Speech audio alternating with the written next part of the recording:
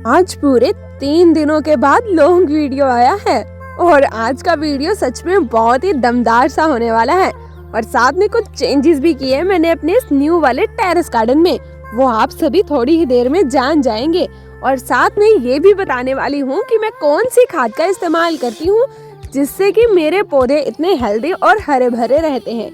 इसीलिए यार आज तो वीडियो को बिल्कुल भी मिस ना करना और पूरा देख के एक प्यारा सा कमेंट भी जरूर कर देना। जय श्री राधे दोस्तों, कैसे हैं आप सब। पूरे 3 दिनों के बाद आपको ये आवाज सुनने को मिल रही होगी लॉन्ग वीडियो में, क्योंकि पूरे 3 दिन हो मैंने लॉन्ग वीडियो कोई अपलोड नहीं की। और मेरे डियर सब्सक्राइबर ने जब मुझे ये कमेंट किया कि आपकी वीडियोस क्यों नहीं आ रही, आप एकदम से कहाँ गायब हो गए, तो मैंने सोचा क्यों ना आज आप सब यह राज बता दिया जाए कि इतने दिनों तक वीडियो क्यों नहीं आ। तो इसके पीछे का कारण हमारे स्कूल का एनुअल फंक्शन। अब आप सभी सोच रहे हो कि क्या निकिता जी अभी भी स्कूल में पढ़ती, तो ऐसा बिल्कुल भी नहीं है। मैं स्कूल में अब पढ़ाती, तो उस वजह से कुछ रिस्पॉन्सिबिलिटीज मिली थी जो कि मैंने अच्छे से निभानी थी। उस वजह से 3 दिन तक लॉन्ग वीडियो नहीं आ पाया, तो इसके लिए मैं आप सबसे माफी मांगना चाहूंगी। चलो ये तो बात 3 दिन वीडियो ना आने, बट आप सभी ने कुछ नोटिस किया, शायद कर लिया हो। चलो नहीं किया है तो मैं बता देती हूँ। आपको याद, मैंने जब ये टेरेस गार्डन बनाया था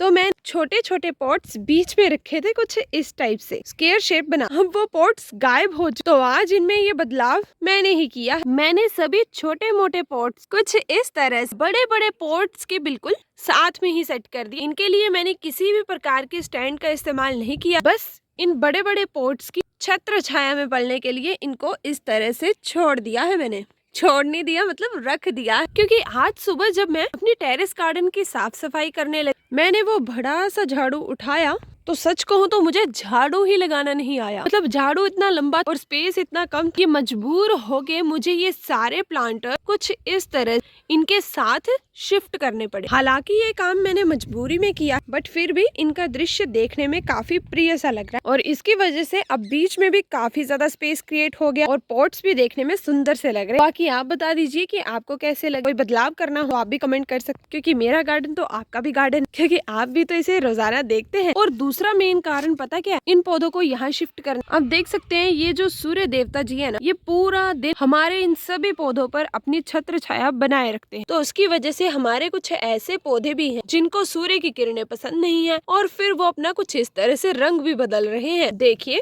हरे से पौधे पीले से पड़ रहे। तो जब मैंने इनको कुछ इस तरह बड़े पॉट्स की छाया में रख, तो मुझे लग रहा है अब इनको फिर से जीने की आशा मिल जाएगी और साथ में इनका हरा रंग भी बरकरार रहेगा। वैसे ना मेरे गार्डन के पौधे भी किसी से कम नहीं। मतलब देखो ना कितनी छोटी सी ये कटिंग है और कितने छोटे छोटे से इसके फूल निकल रहे हैं।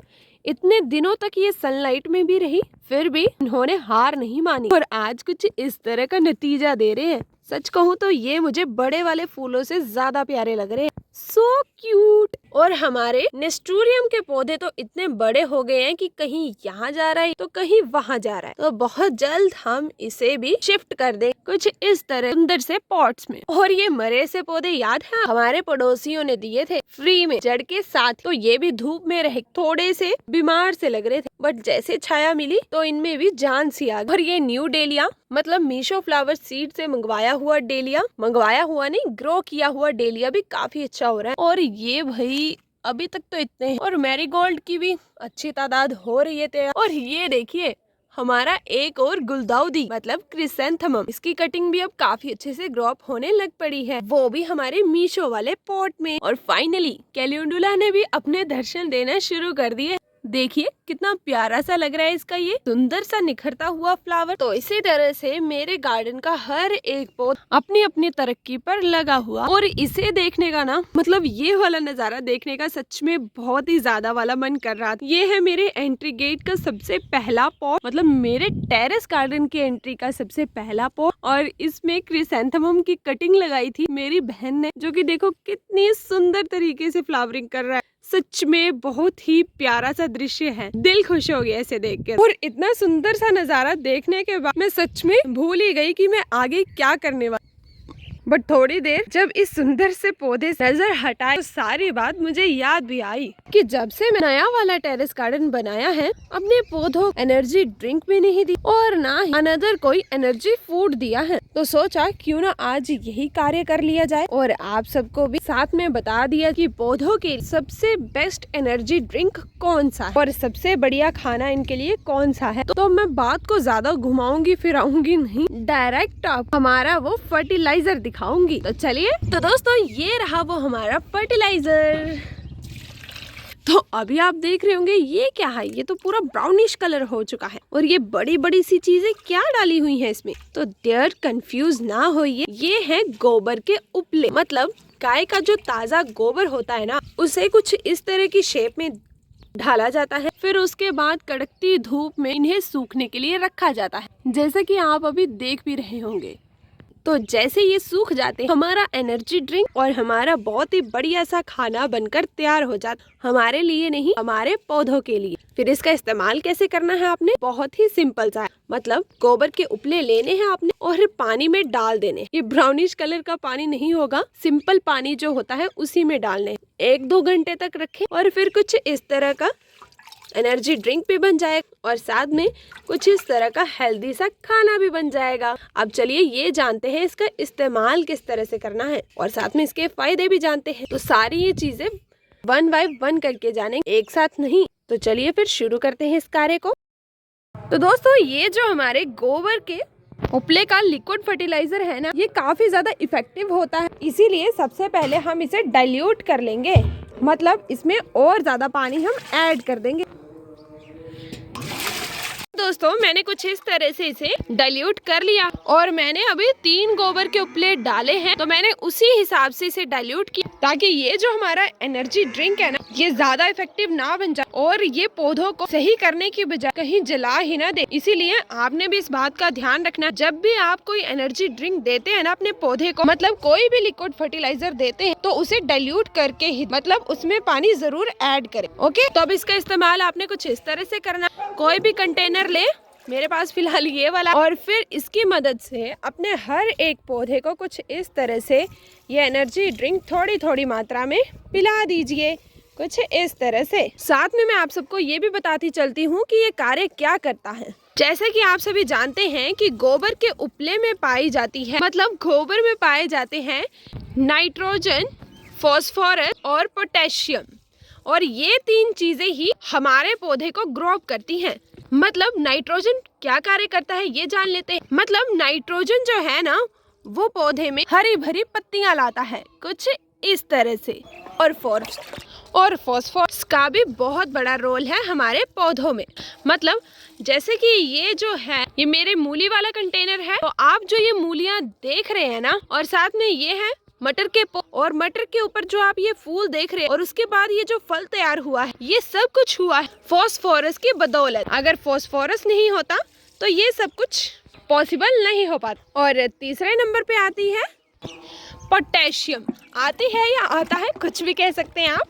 तो दोस्तों जिस तरह से नाइट्रोजन और फॉस्फोरस रोल है हमारे पौधे को ग्रो अप करने में, आगे बढ़ाने, उसी तरह से पोटेशियम हमारे पौधे में बहुत बड़ा रोल अदा करता है। मतलब पोटेशियम कुछ इस तरह पौधों की रूट्स का निर्माण करता, मतलब जड़ों का निर्माण करता, और साथ में आप जो ये तने देख रहे हैं ना, इनका निर्माण भी पोटेशियम ही करता है। तो इसीलिए इन 3 चीजों को कम मत समझना। और ये तीनों ही चीजें किसमें पाई जाती हैं, अब आपको ये तो पता चल ही गया होगा।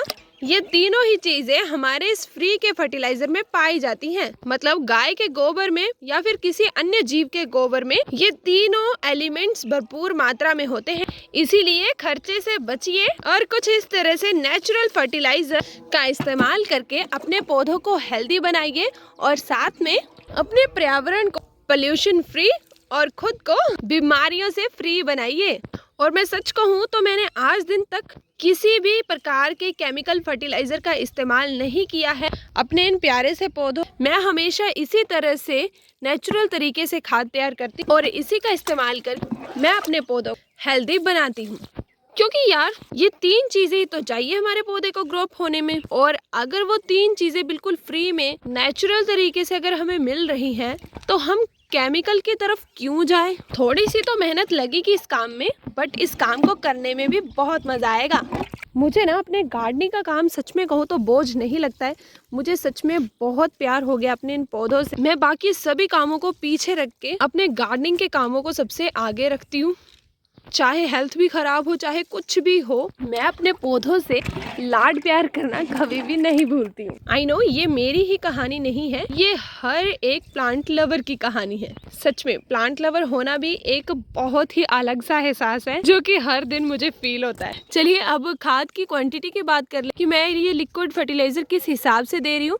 जैसे कि अभी आप देख रहे हैं ये छोटा पॉट, तो इसमें मैंने कम लिक्विड फर्टिलाइजर का इस्तेमाल किया, क्योंकि बात कुछ इस तरह से होती है। चलो खुद पे ही बात ले लेते हैं। जैसे छोटे बच्चे हो तो हम उनको ऐसा खाना खिलाते हैं जो कि हल्का फुल्का और उनसे आसानी से पच भी जाए। नहीं तो हम ज्यादा हेल्दी खाना दे देंगे उनको और फिर उनको वो ना पच तो वो बीमार हो जाते हैं। बस ये हमारे पौधे बच्चों की तरह ही होते हैं। छोटे बच्चों कम हेल्दी तो नहीं, मतलब हेल्दी खाना थोड़ा देंगे और बड़े बच्चों हेल्दी खाना ज्यादा देंगे ताकि वो और भी अच्छे से अपनी ग्रोथ कर पाए। आई विश आप सारी बातें जो भी थी खाद से रिलेटेड वो समझ गए होंगे। अभी तो सिर्फ एनर्जी ड्रिंक की बात हुई, अभी जो गोबर की खाद वो देना बाकी है। तो पहले मैं लिक्विड फर्टिलाइजर दे देती हूँ सभी को, उसके बाद थोड़ी थोड़ी मात्रा सबको खाना भी दे देती, मतलब खाद। तो तब तक आप रेस्ट कीजिए।